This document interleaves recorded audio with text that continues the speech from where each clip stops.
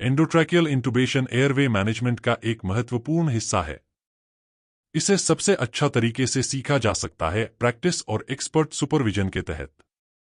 हमारी राय में पहले मैनकिन पर और फिर इलेक्टिव, अनकॉम्प्लिकेटेड और फास्ट एड मरीजों पर। इस लेसन का मकसद आपको इन प्रैक्टिस सेशंस के लिए तैयार करना है और हमारा ध्यान उन मैनुअल स्किल्स को सिखाने पर है जो आपकी सफलता के चांस को बढ़ाएंगे। इंटुबेशन से पहले हमेशा एक एयरवे असेसमेंट किया जाना चाहिए। आपके सामने मरीज को किस इक्विपमेंट और पर्सनल की जरूरत है? क्या आपको लगता है कि कुछ कॉम्प्लिकेशंस हो सकती हैं और क्या सब लोग प्लान के साथ तैयार हैं? पहले मरीज को एक उचित पोजीशन में रखें, तकिया कंधों के नीचे रखें और सिर को शरीर के संबंध में उठाएं। इस पोजीशन को स्निफिंग पोजीशन कहा जाता है। आपका लक्ष्य वोकल कॉर्ड्स की लाइन ऑफ साइट प्राप्त करना है ताकि आप ट्यूब को उनके माध्यम से ट्रैकिया में पास कर सकें। इसके लिए आपको लैरिंगोस्कोप की आवश्यकता होगी। हम आपको ट्रेडिशनल डायरेक्ट लैरिंगोस्कोपी सिखाएंगे, लेकिन फिल्मिंग के लिए हम एक वीडियो लैरिंगोस्कोप का उपयोग कर रहे हैं, जिसका आकार वही होता है। मरीज को एक टाइट फिटिंग मास्क के माध्यम से 100% ऑक्सीजन इनहेल कराएं।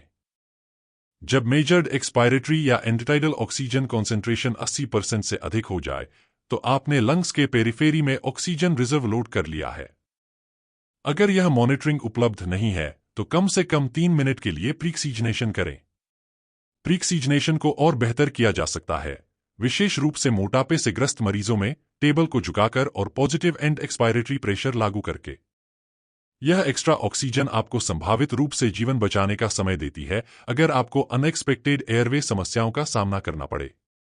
यह समय आपको मदद के लिए कॉल करने या अधिक एडवांस्ड तकनीकों को आजमाने के लिए कीमती समय देती है। एनाल्जेसिक दवा दें और उसके असर का इंतजार करें। लैरिंगोस्कोपी बहुत दर्दनाक होती है और इसमें सिंपैथेटिक रिस्पॉन्स और एयरवे रिफ्लेक्स को कम करने के लिए दवाओं की जरूरत होती है। इसके बाद हाइप्नोटिक दें। मरीज धीरे धीरे होश खोने लगता है, एयरवे मसल्स का टोन और रेस्पिरेटरी ड्राइव भी खत्म हो जाती है। इसके बाद पेशेंट के ब्रीदिंग आपकी जिम्मेदारी बन जाती है। पैरालिटिक दवा इंटुबेशन को आसान बनाती है। पहले हम फेस मास्क वेंटिलेशन की पुष्टि करते थे, लेकिन अब इसका एयरवे कॉम्प्लिकेशंस पर कोई प्रभाव नहीं दिखता। इसलिए जैसे ही मरीज बेहोश हो, पैरालिटिक दवा देनी चाहिए। एयरवे को खोलें। 2 उंगलियों का चिन लिफ्ट काफी हो सकता है। अगर यह पर्याप्त नहीं है, तो मरीज को वेंटिलेट करने के लिए अगला कदम जॉ थ्रस्ट करना है। मरीज के मुंह को खोलें, अपने अंगूठों को मरीज की चिन पर रखें और अपनी उंगलियों को मजबूती से मैंडिबल के पीछे रखें और सीधा ऊपर की ओर जोर से उठाएं।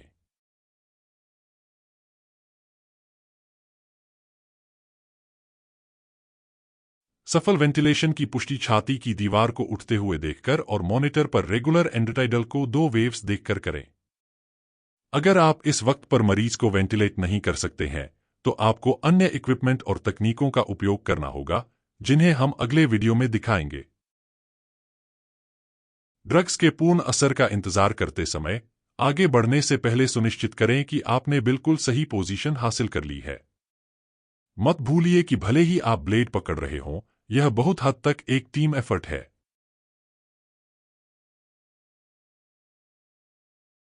मरीज का मुंह अपने दाहिने हाथ से खोलें और लैरिंगोस्कोप को अपने बाएं हाथ में पकड़े, ज्यादा टाइट नहीं, 3 या 4 उंगलियों से ब्लेड के जितना करीब हो सके, ताकि प्रिसिजन और कंट्रोल मिल सके। ब्लेड को ध्यान से मुंह के दाहिने हिस्से में डालें और जीभ को साइड में धकेलें। लक्ष्य लैरिंग्स तक एक क्लियर लाइन ऑफ साइट बनाना है। जीभ को बाईं ओर धकेलकर और एपिग्लोटिस को उठाकर वोकल कॉर्ड्स को उजागर करना है। इसके लिए प्रिसिजन की जरूरत है, न कि बल प्रयोग की। इस वक्त पर एक आम गलती है आगे झुकना। ऐसा लगता है कि इससे बेहतर दृश्य मिलेगा, लेकिन ऐसा नहीं होता। सीधे खड़े रहें, बायां हाथ 90 डिग्री के एंगल पर शरीर के करीब रखकर। यह आपको बेहतर एर्गोनॉमिक्स, टीम के साथ बेहतर कम्युनिकेशन और वेंटिलेटर, टाइमर और मरीज का बेहतर अवलोकन करने की अनुमति देता है। ब्लेड को आगे बढ़ाएं जब तक आप एपिग्लोटिस को न देख लें और टिप को वेलिकुला, जीभ के बेस पर में रखें। इस वक्त पर आप लैरिंगोस्कोप शाफ्ट की दिशा में कुछ जोर देना शुरू कर सकते हैं। कभी कभी लैरिंग्स पर हल्का बाहरी बल लगाने से वोकल कॉर्ड्स दिखाई दे सकते हैं। अपने असिस्टेंट से पूछें और हाथ से इसे पीछे की ओर, ऊपर की ओर और दाएं की ओर दबाएं। इसे बर्प कहा जाता है।